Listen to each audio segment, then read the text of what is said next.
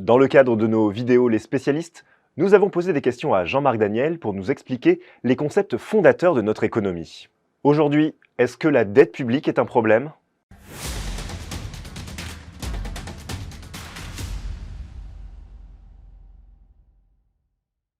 Je pense que la dette publique est assez, en général, assez mal analysée. C'est-à-dire que la dette publique, c'est un problème si à un moment donné, l'État n'est pas capable d'honorer sa parole. Et à ce moment-là, ça crée, par l'intermédiaire de la banqueroute, ça crée des perturbations, plus que des perturbations, dans le système financier.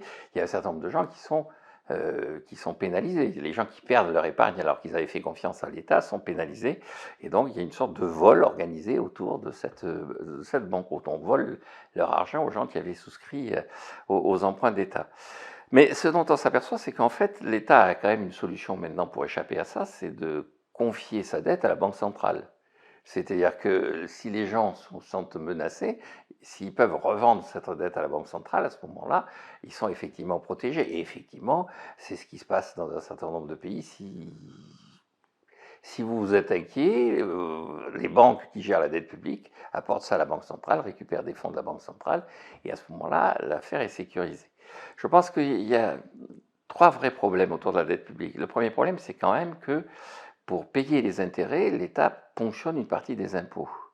Et donc les intérêts sont versés aux épargnants, à ceux qui ont pu souscrire, et donc à des gens qui sont a priori plus aisés que la moyenne. Les gens qui ont pu consacrer quand même des volants importants d'épargne à souscrire de la dette publique sont relativement plus aisés que la moyenne. Et les impôts, ils sont payés par tous. Et donc il y a ce qu'on appelle, depuis très longtemps d'ailleurs, un effet Robin des Bois inversé. On prend l'argent des pauvres pour payer les riches. Le deuxième élément qui est important dans la dette publique, le deuxième défaut qu'elle a, c'est qu'elle entretient un pouvoir d'achat sans qu'il y ait forcément la création de richesse équivalente. Et donc, c'est ce qu'on appelle en économie les déficits jumeaux. Vous avez du déficit budgétaire, vous avez un accroissement de la dette qui va se traduire par du déficit extérieur. Et donc, cette dette devient de la dette extérieure. Vous devez de l'argent, non pas tellement à la partie la plus aisée de votre population, mais à tout un tas de gens qui vous sont extérieurs. C'est le cas de la France. Les Français n'ont pas conscience que la génération qui monte va devoir payer la retraite des Français, la retraite des Californiens, des Norvégiens, des Allemands, tous les gens qui progressivement ont racheté à la fois notre patrimoine, notre dette, nos entreprises. Et donc la dette publique crée une distorsion entre la réalité de ce que produit le pays et la réalité de les moyens financiers dont il dispose. Et puis le troisième handicap de la dette publique, c'est qu'on met souvent en avant le fait que celle qui est consacrée à l'investissement est bonne, celle qui est consacrée au fonctionnement est mauvaise.